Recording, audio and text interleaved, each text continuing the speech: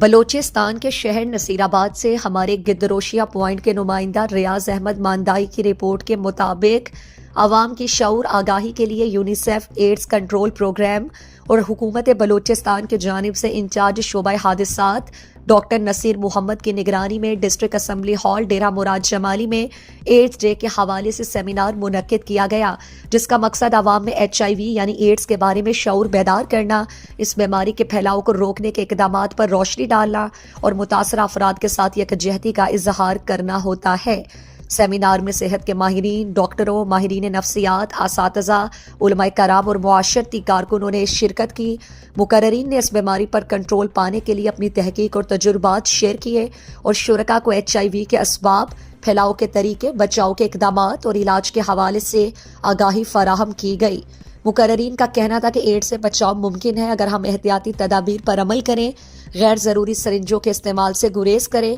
خون کی منتقلی سے قبل اس کا معائنہ یقینی بنانا اور HIV سے متاثرہ افراد کے ساتھ مساوی رویہ اپنایا جائے۔ سیمینار کے ذریعے معاشرتی شعور کو فروغ دینا اور صحت مند رویے اپنانا اس کا اہم مقصد ہوتا ہے۔ آخر میں سیمینار کے شرکاء نے مقررین سے اس بیماری سے متعلق سوال جواب بھی کیے۔